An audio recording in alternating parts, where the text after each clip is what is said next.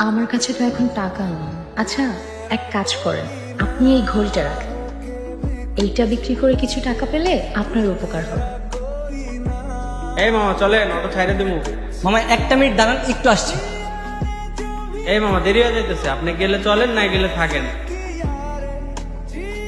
নানি, আরে নাতি আয়সা পড়ছো? বান্টি মামা তো। বাড়ি তো বাড়িতেই আছে। আরে ভাগ্নে ভাগ্নে কেমন আছিস? কেমন আছিস তুই? আমি ভালো আছি, তুমি কেমন আছো মামা? আমি তো ভালো থাকি, তুই এসছিস আমি তো আরো ভালো থাকবো। আচ্ছা নানি, ব্যাগগুলো একটু রাখো, আমার একটু কাজ আছে। আরে এখন আবার কই যাচ্ছিস? আছে, একজনকে খুঁজতে যাবো। কারে খুঁজতে যাবি? আছে নানি, এই এলাকাতে। তো তুমি টুম্পারে নিয়ে যাও। টুম্পা? টুম্পা আমাকে কই নিয়ে যাবে? ছোটবেলা ওকে আমি কত রাস্তা দেখিয়ে নিয়ে যেতাম। আরে ভাগ্নে তুই বড় হয়েছিস, টুম্পা কি এখনো ছোট আছে? টুম্পা, আরে টুম্পা। বান্টি মামা, তোমাকে বলছি না নাজিয়া বলে ডাকবা। টুম্পা নাম আমার ভালো লাগে না। ওকে চিনেছিস? আরো শান্ত, আরো ছোটবেলা তোরা কত খেলা করেছিস।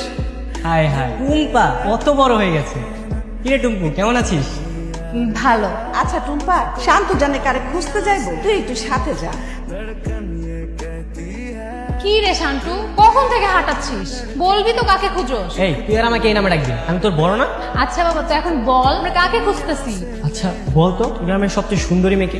নিজের কথা আর নিজে কি বলবো, তবে লোকে বলে এই গ্রামের সব থেকে সুন্দরী মেয়ে নাকি আমি। তুই সুন্দরী? ওই আগার তলা আর তুই খাটের তলা, নিজেকে দেখেছিস কখনো?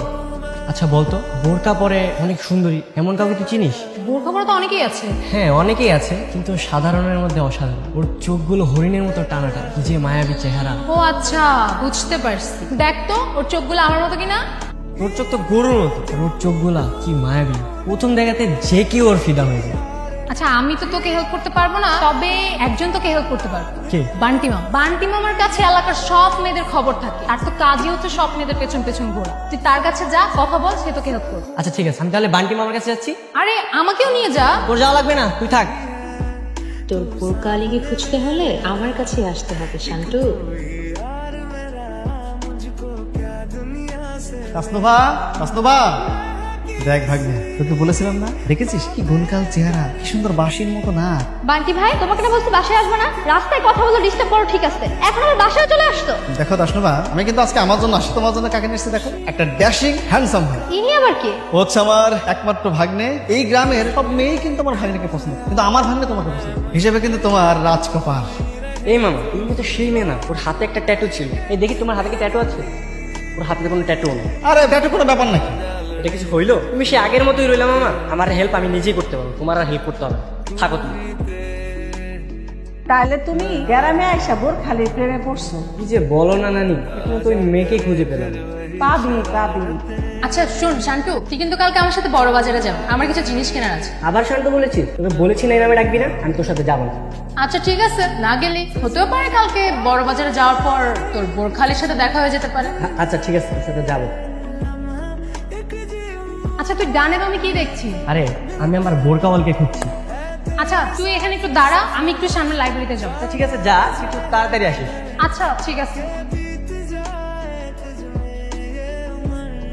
এ ভাগ্নি, টুম্পা কই? তোর সাথে না টুম্পা ছিল? আমার টুম্পা আছে, ওই তো লাইব্রেরিতে গেছে। তুমি কি খুঁজো, ওকে পাবা। ও কই গেল? আরে টুম্পা কই গেল সেটা তো তুই জানিস। আর রাখো তোমার টুম্পা। আমার বোরকাওয়ালি কই গেল? বোরখালিকে খুঁজে পাইছিস কই? তোমার জন্য কি আর পেলাম? ও কি দাঁড়িয়ে আছে? ও তো চলে গেছে।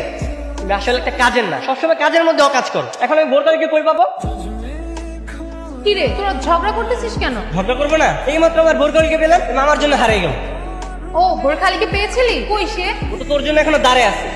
আচ্ছা চল আমরা খুঁজি ওকে। তোদের আর খুঁজতে হবে না, আমার বোরকাওয়ালিকে আমি নিজেই খুঁজতে পারবো। থাক তোরা। আরে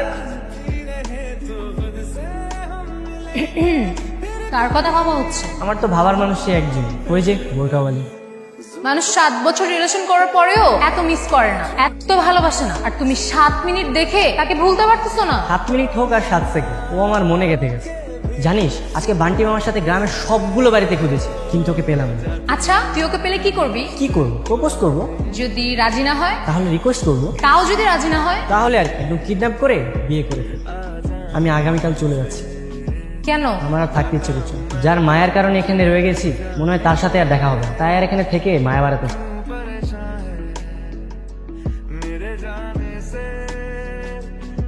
আরে তুমি কোথায় ছিলে এতদিন? তোমাকে এতদিন আমি পাগলের মতো খুঁজে বেরিয়েছি। আপনি আমাকে কেন খুঁজেছেন? দেখো, আমি ঘুরিয়ে পেঁচিয়ে কথা বলতে পারি না। প্রথম যেদিন তোমাকে আমি দেখেছি তোমার চোখের মায়া পড়ে গেছে। সত্যি বলতে তোমাকে আমি ভালোবেসে ফেলেছি। এই এলাকায় অনেক মেয়ে দেখেছি, কিন্তু তোমার চোখের মতো মায়াবী চোখ কারোই নেই। তুমি জানো আমার একটা মামাতো বোন আছে, কিন্তু ওর চোখগুলো একদম গরুর মতো।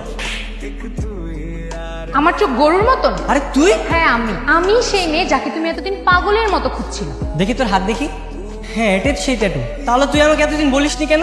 কেন বলবো? যাকে তুই এত ভালোবাসিস, এত কাছে থাকার পরেও যদি তুই তাকে খুঁজে না নিতে পারিস, সে কি আমার দোষ? কিভাবে খুঁজে পাবো? তুই কি কখনো আমার দিকে মায়াবী নজরে তাকিয়েছিস? আচ্ছা ঠিক আছে, এখন মায়াবী নজরে দেখছি। তুই যে আমাকে ভালোবাসিস সেটা এখন বল। বলতে পারি, একটা শর্ত আছে। কি শর্ত? তোকে সবসময় বোরকা পরে থাকতে হবে। কেন? কারণ বোরকা খুললে তোকে একদম গরুর মতো লাগে।